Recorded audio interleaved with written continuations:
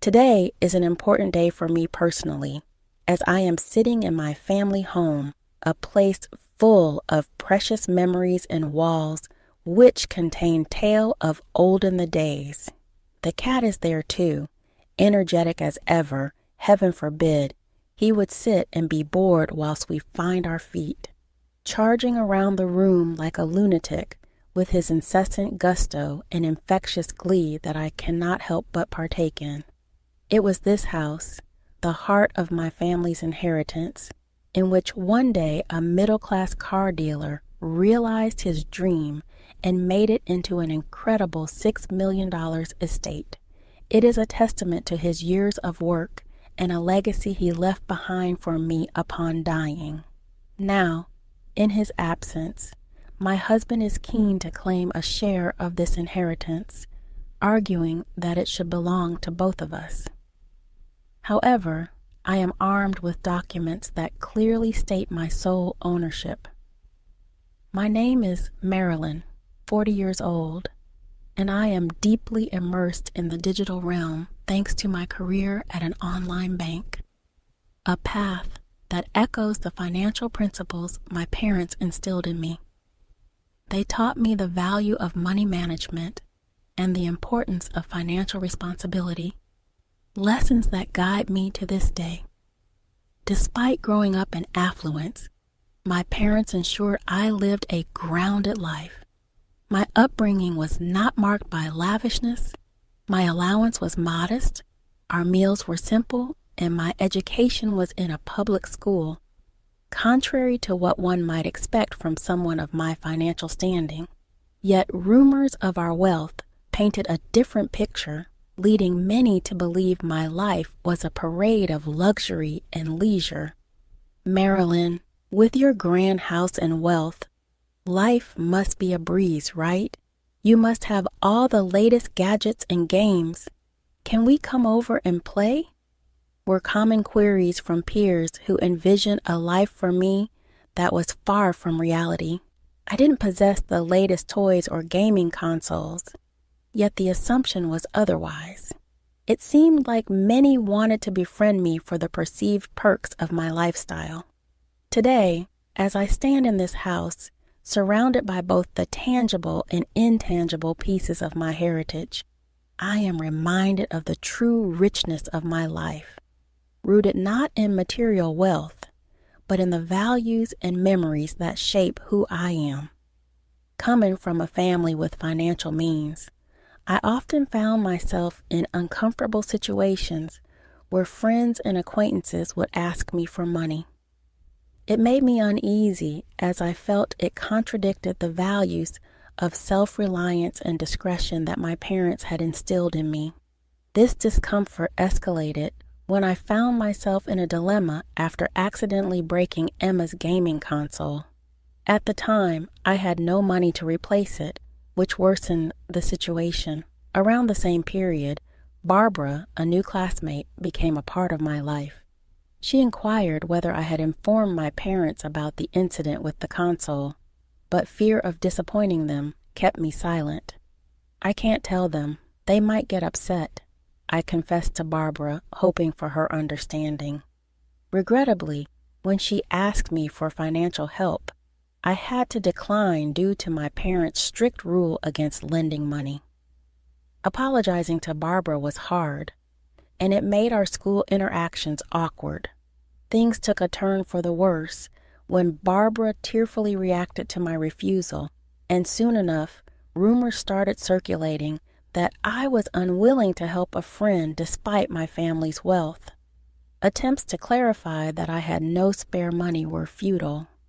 Emma then made a hurtful comment, implying that I valued money over friendship.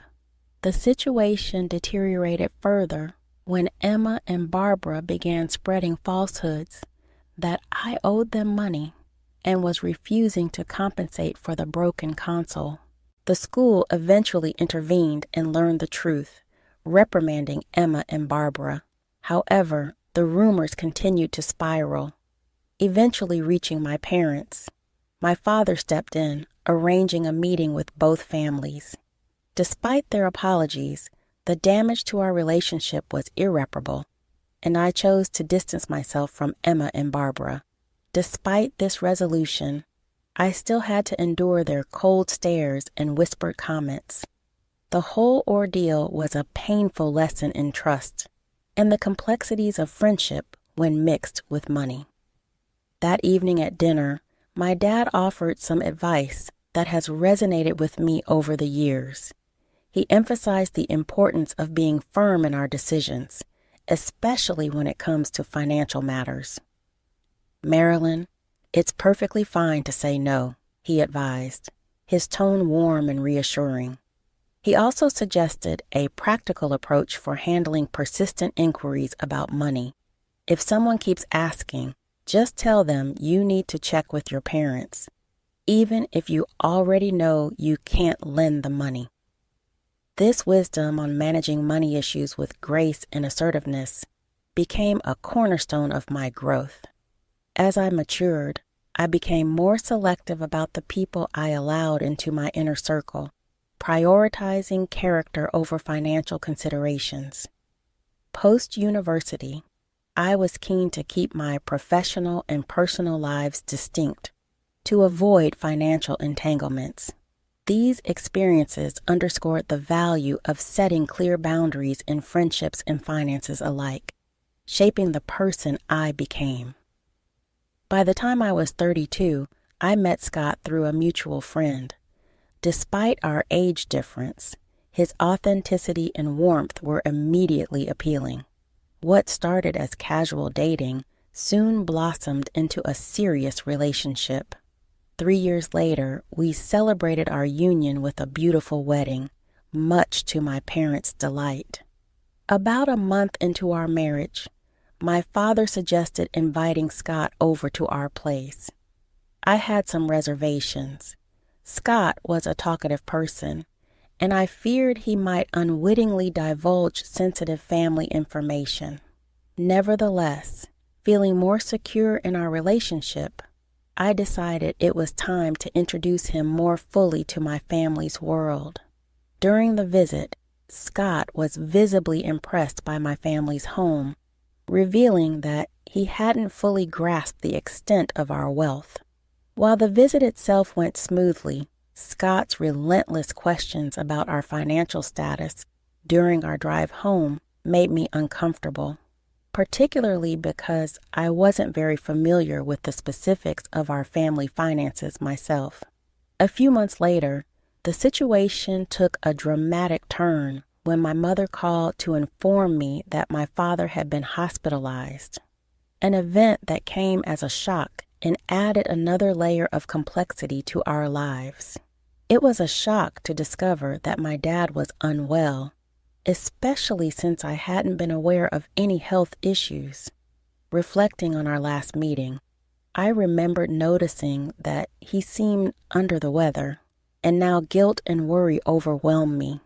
When my mom and I visited him in the hospital that Saturday, despite his efforts to stay upbeat, it was clear he was struggling. He even apologized for what he felt was a burden on us, which was just so typical of his kind-hearted nature. The doctor's news that he had advanced pancreatic cancer, which had spread too far for surgery, hit us hard. It was hard to grasp how someone as health-conscious as my dad could fall so ill. Throughout his diagnosis, he remained strong, focusing on our happiness rather than his suffering, which brought tears to all of our eyes. Due to hospital regulations, only immediate family could visit, which saddened him as he hoped to create more happy memories with friends at home. This reminded us all of the vibrant life he had envisioned for us. I promised him that I would keep our home a place of joy, even in his absence. This promise became a cornerstone of how I coped with the situation. To honor my dad, I decided to renovate our family home, giving me something positive to focus on during such a difficult period. Scott, always so caring, expressed concern about the extent of my involvement, unaware of the additional challenges I was facing. like issues with our family estate that I had yet to disclose to him. When Scott inquired about my dad's condition, I finally opened up about all the difficulties we were facing. It was a relief to share the burden as I juggled work, hospital visits, and the flood of emotions that came with them. However, tension arose when Scott began to question the financial implications of my dad's illness and the status of the family estate. He even suggested we seek legal advice to prepare for any eventuality concerning my mom, which stirred up painful memories for me.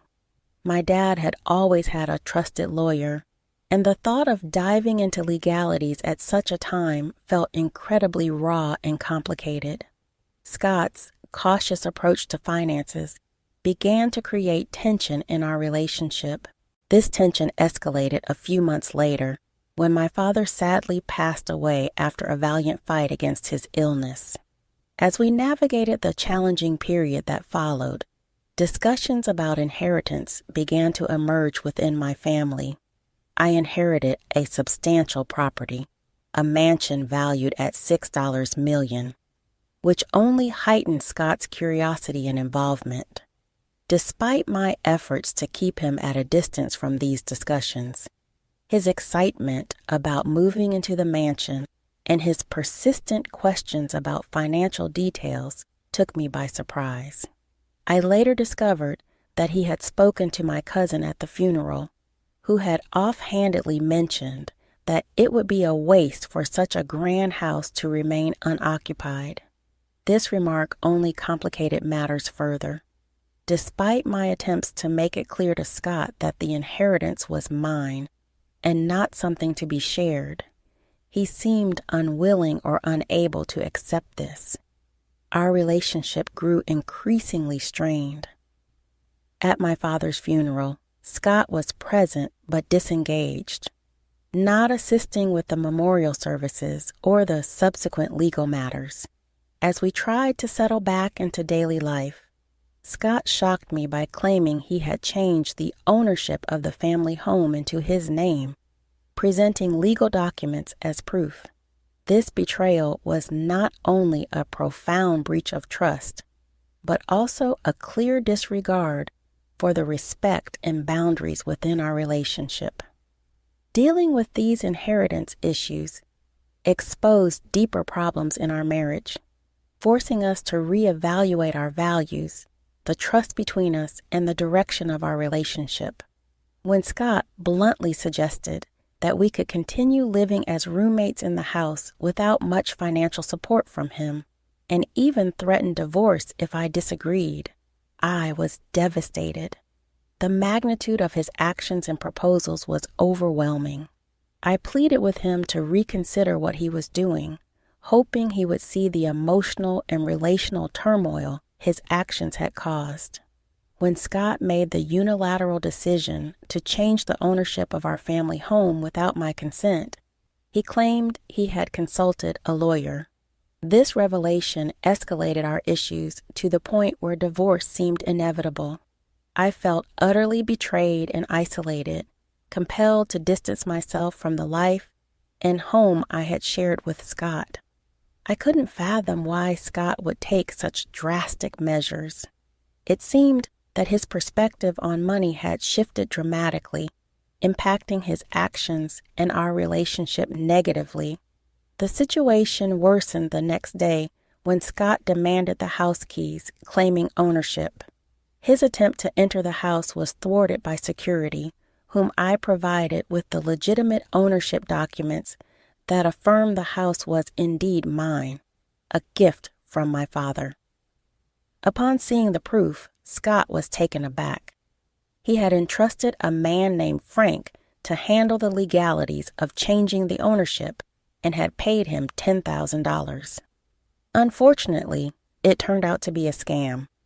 Frank was nowhere to be found, ignoring all of Scott's attempts to contact him. Scott's frustration soon turned towards me. He accused me of overspending and questioned my understanding of inheritance laws.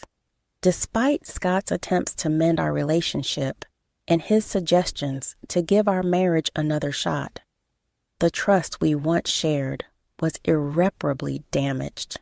I had to ask the security guard to escort him off the property, marking the end of a painful chapter in my life. In the months that followed, I had ample time to reflect on everything that had transpired. This period of introspection helped me understand just how crucial trust and honesty are in a relationship. The ordeal with Scott, filled with deceit and betrayal, taught me to guard against letting financial matters cloud my judgment. During the first memorial service for my dad at our family temple, Scott made an unexpected appearance. Since our divorce, his life had taken a downward turn. He was unemployed and facing financial difficulties. This encounter was a stark reminder of how drastically our lives had diverged since the split. Seeing Scott at my dad's memorial service brought a mix of emotions. The people he had trusted had clearly failed him, and he stood there looking visibly distressed and out of place during such a solemn event. His attempt to apologize, though tearful, unintentionally caused a stir among my relatives. Despite his emotional state, I found it necessary to ask him to leave, and security had to intervene to ensure it was done. This was not only a difficult moment, but also a turning point for me, reinforcing my desire to move forward and leave our shared past behind. I decided it was time to move out of my parents' home, a decision I had been considering for some time. I found a new place to live, severing ties with Scott completely. Meanwhile, Scott continued to visit the property, which my mom and I had transformed into a rental villa. This new venture allowed us to turn a family property into a source of joy and retreat for many visitors. On his part, Scott appeared to be making positive strides. He secured a new job and seemed dedicated to starting anew. Transforming our family home into a rental villa not only fulfilled my dad's vision, but also created a warm and inviting space for guests from various backgrounds. Known for its stunning views and beautiful garden, the villa quickly gained popularity. We hosted a range of events, from intimate weddings to large family gatherings. Working alongside my mom on this project brought us closer and filled us with joy. As the villa's success grew, we decided to enhance it further. We added a swimming pool, a cozy outdoor lounge, and a playful area for children. Each new addition made the villa even more appealing, turning it into a beloved destination for relaxation and celebration. Symbolizing a new chapter of growth and happiness for us, our dedication to ensuring that our guests had a fantastic experience at the villa paid off, as it quickly became a favorite destination for those seeking a peaceful retreat and memorable experiences. This project was more than just a business venture. It was about fulfilling my father's dream and creating cherished memories for everyone who visited. Taking care of the villa's garden brought me immense joy and satisfaction. Transforming our family home into a vibrant place where people could gather, have fun, and create lasting memories filled me with pride. I could almost sense my father's pride looking down on us, seeing his vision come to life. This venture not only realized his dream, but also provided us with financial stability and a newfound sense of freedom. Throughout this journey, I learned valuable lessons about trust, finance, and the strength required to carve out my path independent of past challenges. This process of self-discovery taught me that facing difficulties can strengthen and motivate one. From friends, I heard updates about Scott, who seemed to be turning his life around by finding meaningful employment and learning from his past errors. Knowing that he was also making positive changes brought me a sense of calm, realizing that both of us were advancing and maturing in our ways. My father's vision became a catalyst for growth, not just for my mom and me, but for every guest who visited the villa. It turned into a hub of joy and celebration, a sanctuary where people could forge lasting memories. The success of the villa stands as a tribute to my father's vision, embodying the values of resilience and diligent work. Through this endeavor, we've created much more than just a place to stay. The villa has become a beacon of happiness, a place for crafting memories, and a testament to the idea that dreaming big and working hard can lead to remarkable outcomes.